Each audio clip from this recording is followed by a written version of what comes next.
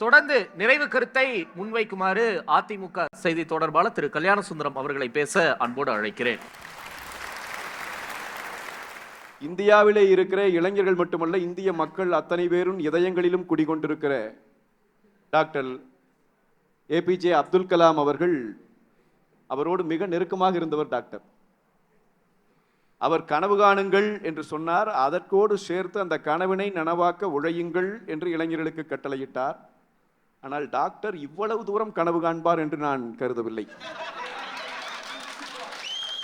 அதிமுகவிற்கு 3ஆம் இடம் கிடைக்கும் என்று சொன்னார். அது அவருடைய ஆசையாக இருக்கலாம், ஆனால் கள யதார்த்தம் அல்ல. அதற்கு அவர் ஏதோ சில செய்திகளை சொன்னார். அவரிடம் எனக்கு மாறுபடுகிற கருத்து என்னன்னா, அவர் திராவிட முன்னேற்ற கழகத்தை சார்ந்த நண்பர்கள் வைக்கிற அதே தரவுகளை இன்னும் அவர்களை விட மேலா போய் வைத்தார்.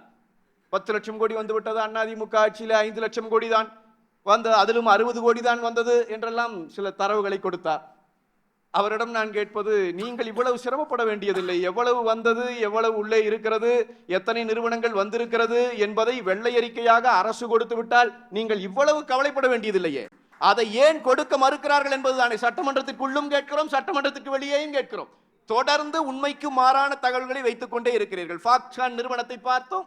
இதோ இப்ப கொரியன் நிறுவனம், இங்கே தமிழ்நாட்டில் ஒப்பந்தம் போட்ட நிறுவனம் ஆந்திராவிற்கு போய்விட்டான். ஏன் ஆந்திராவிற்கு போனாய் கேட்டால் அவன் சொல்லுகிறான். இவர்கள் சொல்லுவது என்னன்னா, வாடகை குறைவாக கேட்டார்கள், அந்த வாடகைக்கு நிலத்தை கொடுக்க முடியும் இவர்கள் தரப்பு. அவன் சொல்லுகிறான், கமிஷன் கட்டி என்னால் நடத்த முடியாத அளவிற்கு பிரச்சனை இருக்கு, போய்விட்டான். ஆனால் இவர்கள் நம்முடைய அறிவுலகத்தில் இருக்கிற டாக்டர் போன்ற பெருமக்கள் கூட தவறான தகவல்களை தொடர்ச்சியாக இப்படி முன்வைக்கிறார்கள். அது திமுகவை காப்பாற்றுவதற்கான ஒரு தந்திரமாக இருக்கலாம். அதே போல மரியாதைக்குரிய தோழர் செந்தில் அவர்கள் போன முறை சொன்னார், 1000 ரூபாய் திட்டத்திலே மாதம் 1000 ரூபாய் பெற்ற குழந்தைகள் எவ்வளவு பெரிய இடத்தை பெற்றிருக்கிறார்கள் தெரியுமா, அதனுடைய மதிப்பு தெரியுமா என்று கேட்டார். நான் தலைவணங்கி சொல்லுகிறேன், உண்மையில் எங்களுக்கும் அதனுடைய மதிப்பு தெரியும். ஒரு குடும்பத்துக்கு 1000 ரூபாய் நீங்கள் கொடுக்கிறீர்கள் என்று சொல்லுங்க. அந்த 1000 ரூபாய் திட்டத்தை அவமானப்படுத்தி கேவலப்படுத்தியது யார்? நாங்களா? அதிமுக செய்ததா? திமுகவின் அமைச்சர் சொன்னார், அம்மாவுக்கு 1000 ரூபாய் கொடுக்கிறோம், பிள்ளைக்கு 1000 ரூபாய் கொடுக்கிறோம், 2 பேர் சிம் கார்டை போட்டு யாரு கூட சொன்னாரா இல்லையா?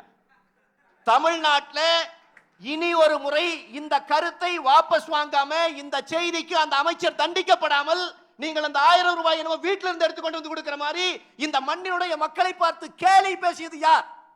அப்ப அந்த 1000 ரூபாய் திட்டத்தை நான் உங்களுக்கு சொல்றேன், கல்லூரி படிக்கிற மாணவனுக்கு 1000 ரூபாய் கொடுத்து அந்த மாணவன் வெளியே வந்து அடுத்த ஆண்டே தனக்கு வாக்களிப்பான் என்று சொல்லி அந்த திட்டத்தை போட்டு இளைஞர்களை கவர்கிற திட்டம் என்று சொன்னால் அதை ஜென்சி தலைமுறை நம்பாது. நான் சொல்லுகிறேன், 18,000 ரூபாய் கல்வி கட்டணம் இருந்த பல்கலைக்கழக உறுப்பு கல்லூரிகளில் 41 கல்லூரிகள், அந்த 41 கல்லூரிகளையும் ஒற்றை கையெழுத்தில் அரசு கல்லூரிகளாக மாற்றி அந்த பிள்ளையை கல்லூரிக்கு அனுப்புகிற தகப்பன் தலைமையில் இருக்கிற சுமையை 18,000 ரூபாய் கட்டணத்தை 1000 ரூபாயாக மாற்றிய முதலமைச்சர் எங்களுடைய புரட்சி தமிழர் எடப்பாடி. அதே மாதிரி டாக்டர் சொன்னதுல அதிமுக மேல எந்த குறையும் இல்லை, சில விஷயங்களை தவிர்த்து விட்டால் என்று சொன்னார். அதில் அவர் முக்கியமாக சொன்னது மாநில சுயாட்சி, மாநில உரிமைகளை அதிமுக காம்ப்ரமைஸ் பண்ணிடுச்சுன்னு. எங்க காம்ப்ரமைஸ் பண்ணுச்சு? நான் கேட்கிறேன், திமுக 18 ஆண்டு காலம் மத்திய அமைச்சரவையிலே பங்கெடுத்தது, பாரதிய ஜனதாவோடும் சேர்ந்து பங்கெடுத்தது, காங்கிரஸோடும் சேர்ந்து பங்கெடுத்தது. அதிமுக மத்திய அமைச்சரவையில் பங்கெடுக்கல, ரொம்ப குறுகிய காலம். அதை தவிர்த்து நாங்கள் வெறும் கூட்டணி, தேர்தல் கூட்டணி. ஆனா எங்களை பார்த்து இந்த கேள்வி கேட்கிறீங்களே, நான் உங்களுக்கு சொல்லுகிறேன், மரியாதைக்குரிய டாக்டர் அவர்களுக்கு சொல்வதன் மூலமாக தமிழக மக்களுக்கும் சொல்லுகிறேன், 7.5 விழுக்காடு உள்இட ஒதுக்கீடு என்று இந்த நீட் தேர்விலை கொண்டு வந்த போது ஆளுநர் கையெழுத்து போடல, கூட்டணி கட்சி தான் பிஜேபி, ஆளுநர் கையெழுத்து போடல. உடனே கருப்பு கொடி தூக்கிட்டு ஓடல, எல்லாரையும் கிளம்பி வாங்கன்னு சொல்லல, ஆட்டுக்கு தாடி நாட்டுக்கு ஆளுநர்னு கதையெல்லாம் பேசல. அரசியல் அமைப்பு சட்டம் தனக்கு கொடுத்திருக்கிற அதிகாரத்தை ஒரு முதலமைச்சர் பயன்படுத்தினார். இந்தியாவிலேயே 162B சட்டப்பிரிவை பயன்படுத்தி அவசர சட்டம் போட்டு ஆளுநர் கையெழுத்து இல்லாமல் பிள்ளைகளை அரசு மருத்துவக் கல்லூரிக்குள்ளே அனுப்பி காட்டினார். அது எடப்பாடியார். அதுதான் எங்க மாநில உரிமையை நாங்க சமரசம் பண்ற இடம். இதே மரியாதைக்குரிய ஸ்டாலின் அவர்கள் துணை முதலமைச்சராக இருக்கிற போது மீத்தேன் எடுக்கிற திட்டத்திற்கு கையெழுத்து போட்டார். கேட்டா நாங்க சோதிக்கிறதுக்கு போட்டோம்னார். பிறகு 2014 மன்னிப்பு கேட்டார். அது ஒரு பக்கம். அந்த திட்டம் வந்து மீத்தேன் எடுக்கிற திட்டம் இந்த மண்ணை பாதிக்கும், விவசாயிகளை அகதிகளாக மாற்றும் என்கிற போது பாரதிய ஜனதா கட்சியும் எடுக்கணும்னு தான் சொல்லிச்சு. மாநில உரிமையை கைவிட்டு அவங்களுக்கு சரணடைஞ்சுமா? காங்கிரஸ்க்கு திமுக சரணடைஞ்ச மாதிரி நாங்க சரணடைஞ்சோமா? பாதுகாக்கப்பட்ட வேளாண் மண்டலமாக அறிவித்தார். அதனுடைய விளைவு இன்றைக்கு தமிழர்களினுடைய உழவு நிலம் காப்பாற்றப்பட்டு இருக்கிறது. இதுதான் மாநில சுயாட்சி அடகு வைக்கிறதா? மும்மொழி கொள்கை என்று பாரதிய ஜனதா கொண்டு வந்தது காங்கிரஸ் காலத்திலிருந்து இருக்குது. இவங்க வடிவங்களை மாற்றி இருக்கிறாங்க. தமிழ்நாட்டில் என்ன நடந்தாலும் இருமொழி கொள்கை தொடரும், புதிய கல்விக் கொள்கையை ஏற்றுக்கொள்ள மாட்டோம் என்று சொன்ன முதலமைச்சர் எடப்பாடியார் எங்க ஆட்சி காலத்திலே வந்துருச்சு. இதுதான் மாநில உரிமையை நாங்க சமரசம் பண்றதா? அண்ணன் சொல்றாங்க 5 லட்சம் பேருக்கு அரசு வேலை கொடுக்கிறேன்னு சொன்ன ஸ்டாலின் அரசாங்கம் 1 லட்சம் பேருக்கு கொடுத்துருச்சுன்னாரு மரியாதைக்குரிய டாக்டர். இல்லை, 60,000 பேருக்கு அரசு வேலை கொடுக்கப்பட்டிருக்கிறது. 80,000 பேர் ரிட்டையர்ட் ஆயிருக்காங்க இந்த 4.5 வருஷத்துல. எனவே அரசு வேலையே கொடுக்கப்படல, அதுதான் உண்மை. ஆனா என்ன சொல்றீங்க? அரசு வேலை கொடுத்து விட்டோம்ங்கிறீங்க. எவ்வளவுங்க மாற்றி மாற்றி மாற்றி மாற்றி.